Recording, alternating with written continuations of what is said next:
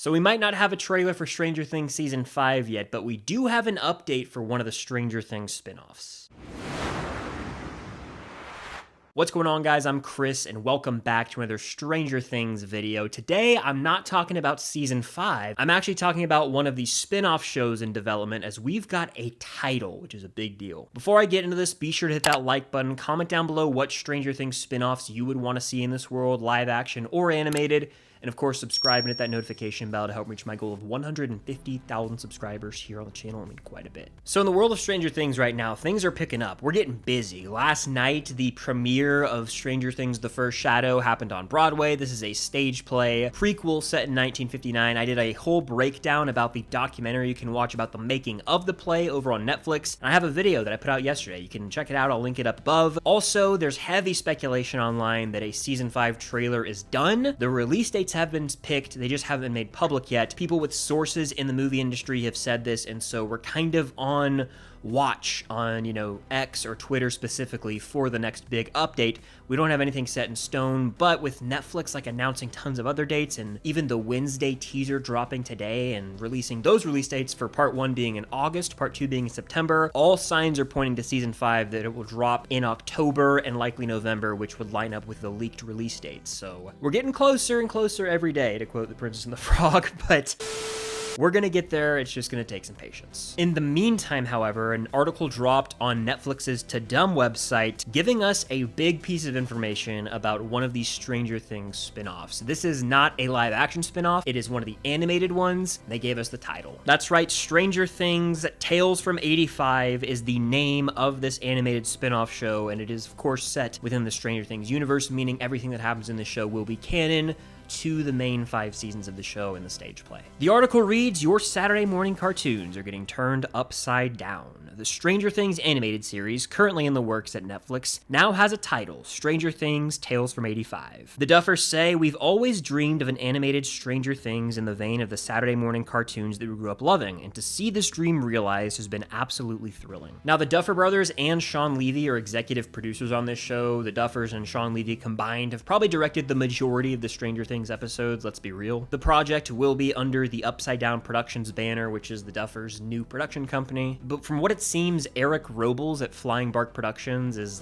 the main man behind this project. The Duffers said, "We couldn't be more blown away by what Eric Robles and his team have come up with. The scripts and artwork are incredible, and we can't wait to share more with you. The adventure continues." So yeah, the Duffers will oversee this, but I don't foresee them directing any of these episodes. It seems like it's going to be more of Eric Robles' job to do all that. But to see Stranger Things in animation is fascinating. There's no denying that the possibilities are endless, and I feel like with animation sometimes it actually can lend itself to more visually intense scenes. In, live action, you got the Demogorgon, the Upside Down, the Mind Flayer. You're limited by budget there, so you can't go above and beyond and do the craziest VFX scenes ever, because that would be incredibly expensive. Well, with animation, you can go crazy. Look at a movie like Ne Zha 2 that came out this year. That movie had sequences that I could have never envisioned, and even if you look at Pixar or DreamWorks, there are so many different art styles for animation that can really appeal to the 80s vibe of Stranger Things, right? And Hawkins, Indiana. So I feel like this style of animation they pick, which we haven't seen any previews of thus far, could be real fresh, maybe have a vintage feel to it, and just ooze Stranger Things. And they haven't clarified this, but there's a high likelihood that this will end up being an anthology series, meaning that an episode or 1 to 3 episodes of this season will be connected, and the rest of the episodes will kind of be their own thing. I think this is the way to go. It reminds me a lot of Star Wars: The Clone Wars. That is a Saturday morning cartoon that I grew up watching all the time as a kid. It is an extension of the films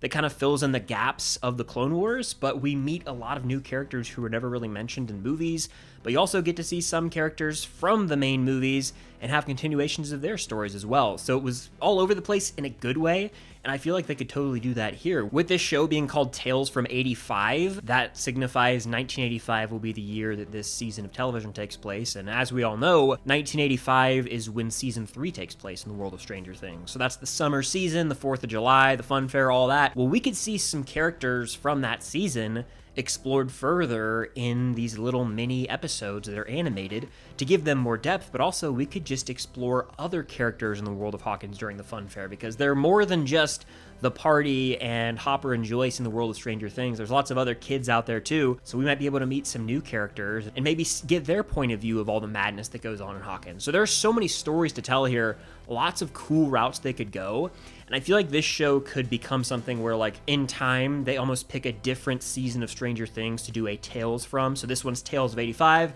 Let's say they're, like, filling in gaps for season 3. Well, they could go back and do it with 84 and 83 for season 2 and season 1, and then they could do it with 86 and 87 for season 4 and season 5.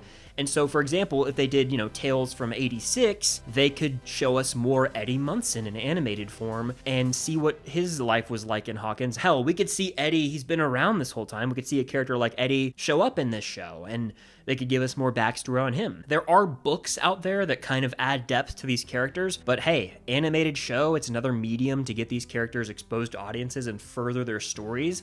I think it could be a lot of fun to have sort of a Star Wars, Clone Wars type show in the world of Stranger Things.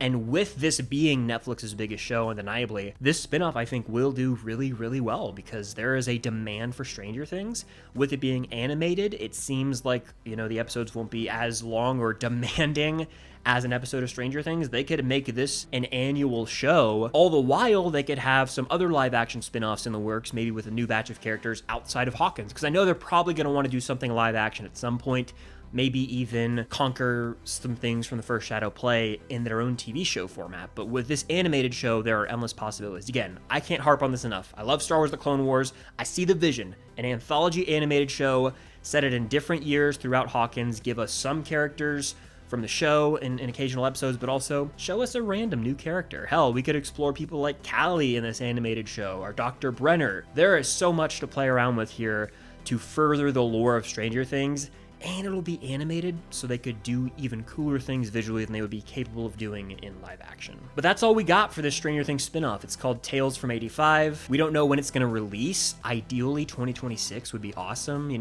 That way we have season 5 this year, and then we get more Stranger Things next year. But I guarantee you this much. For all future Stranger Things spinoffs after Stranger Things ends, I'll be covering them just like I do with the main show. Stranger Things has my heart forever. Go Tigers, baby. Hawkins high.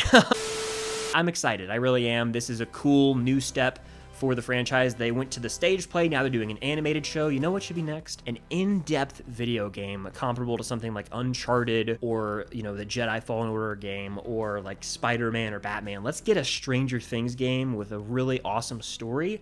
I would stream the hell out of that here on YouTube or Twitch, and those would be some of the most fun streams ever, but a boy can dream, right? That does it for this quick Stranger Things spin-off update, though. Let me know in the comments down below how you feel about this. What do you want Tales from 85 to tackle? Could you see them doing anthology seasons where each season focuses on like a different time period from the Stranger Things show, or do you want entirely new characters in this? How do you feel about it? Let me know down below and hit that like button. Subscribe and hit that notification bell, and be on the lookout for more videos coming very soon. But until next time, I'll see you on the other side of the Upside Down.